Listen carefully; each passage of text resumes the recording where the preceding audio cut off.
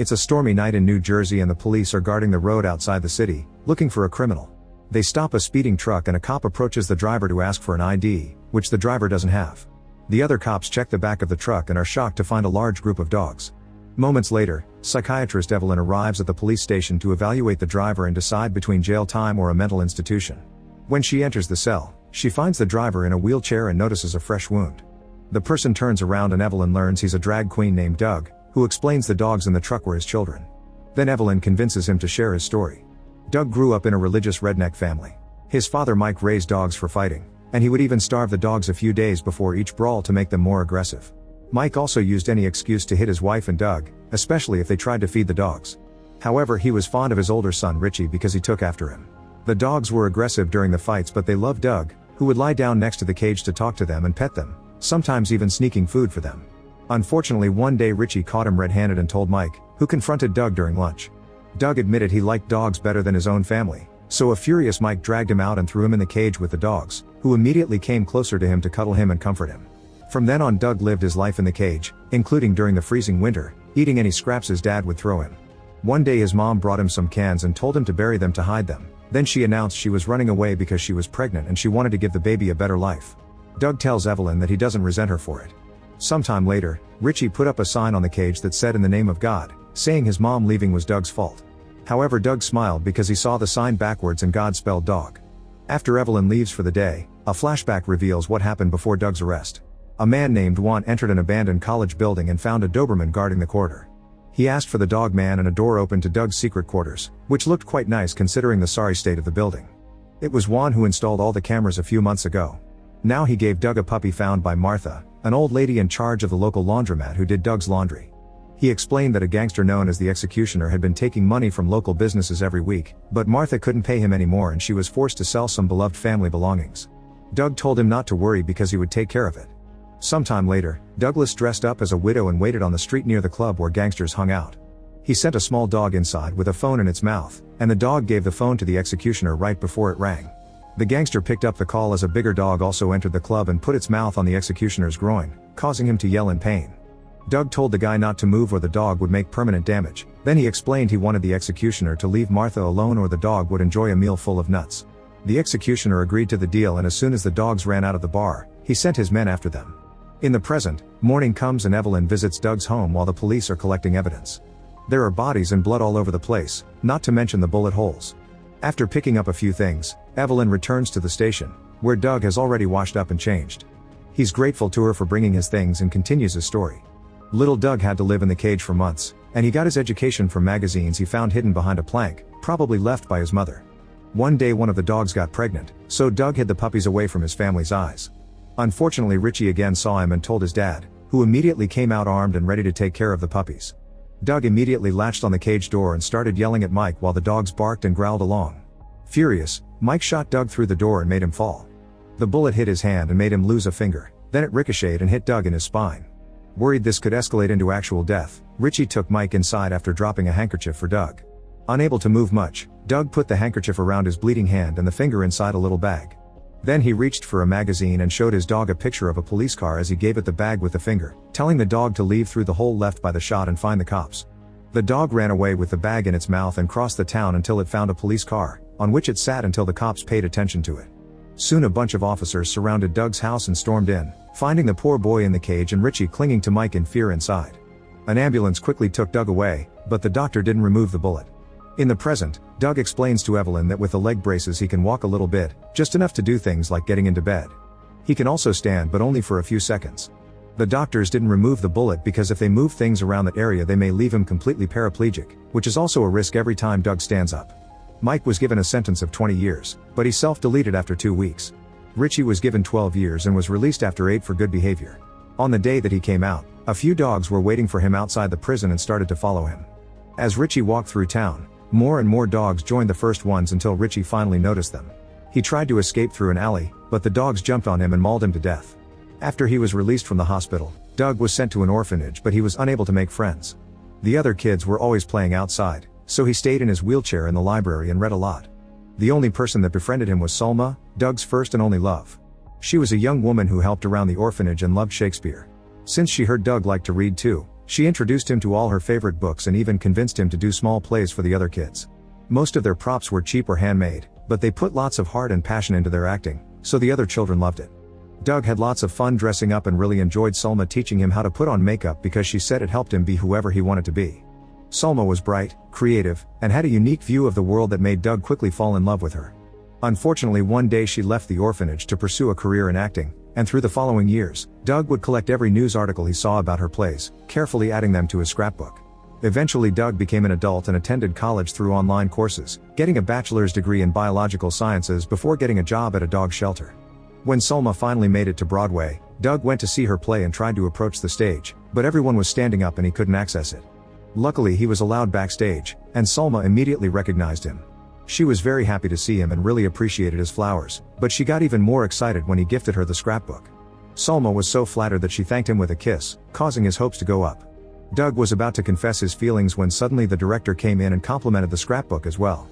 Doug was devastated to hear Sulma was married to him and they were already expecting a baby. Heartbroken, Doug congratulated them and went back to the shelter, where he stood up to be able to yell and hit the cages to deal with his fury. The dogs barked at him and when he fell on the floor, one dog struggled with the latch until it managed to open the cage, causing all the dogs to come out and cuddle Doug to comfort him. Afterward Doug cut his hair as a symbol of letting go. Sometime later, 2 men from the government showed up to inform him that they were closing up the shelter under the excuse of budget cuts. Doug pointed out that the budget was cut every year since he took the job and he still kept the shelter up because he lived off donations, so the only municipal funding he had was the building itself. Feeling caught, the men admitted that the site was being sold to a developer to make a profit. Douglas had until Monday to move out, and the dogs would hopefully be sent to other shelters. However, when Monday came, the authorities found the building empty because Doug had run away with the dogs. That was when Doug moved into the abandoned college building, where he spent time reading to his doggy family. He soon started to look for a job, but every place would turn him down because of his wheelchair. One afternoon Doug went to a club that was looking for a barman and arrived just in time to watch the drag queens rehearsal, immediately falling in love with their costumes and their art. The owner told Doug that he already hired someone for the bar, but Doug announced he wanted to act instead, sharing his experience. The man pointed out people wouldn't be interested in a performance done in a wheelchair, so Doug got off the chair and explained he could stand for a whole song. The queens were very impressed and found him cute, so they convinced the owner to give Doug a chance. The following Friday, the queens helped Douglas get clothes, makeup, and a wig for his performance. Wanting to make a good impression, he removed his leg braces and asked his new friends to be ready to catch him when he was done. The queens helped him reach the stage and he waited behind the curtains, which opened when he was introduced as Edith Piaf. Doug started singing in French while doing slight movements with his hands, and both the public and his co-workers were enchanted by his voice.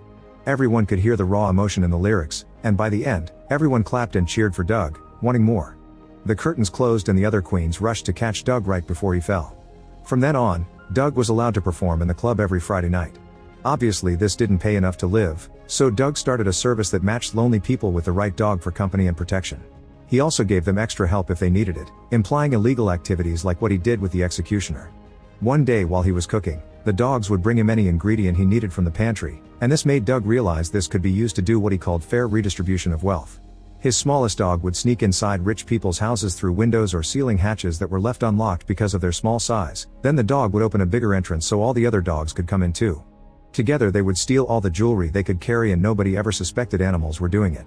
Things went well for a while until one day, a rich lady called insurance agent Ackerman, who thought she was trying to commit insurance fraud.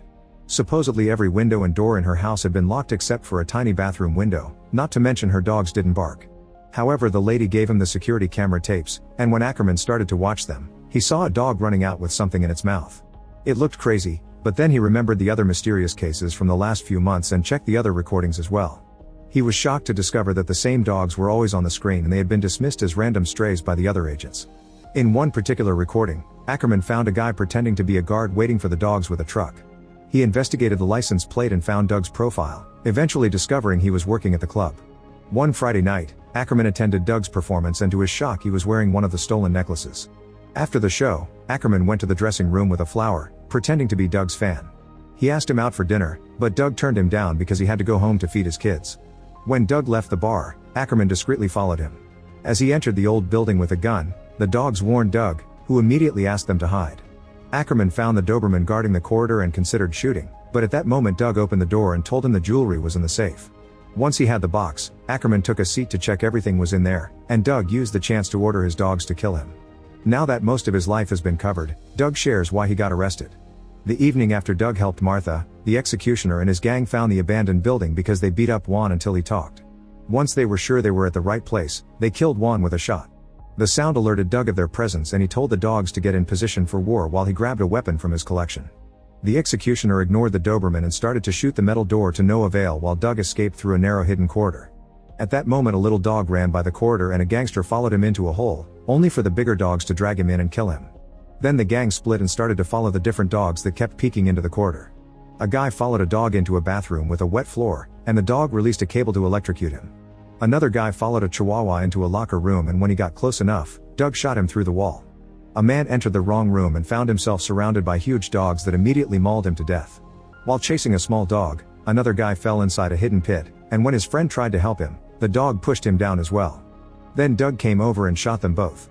In the corridor, a gangster stepped on a trap and was left hanging from the ceiling for a dog to catch. Nearby another gangster also fell in a trap and got mauled as well. The executioner started to get nervous and asked his men to bring him a better weapon. At that moment Doug opened fire through the wall, bringing down a few men. When the executioner shot back, a bullet hurt Doug's back before he managed to duck.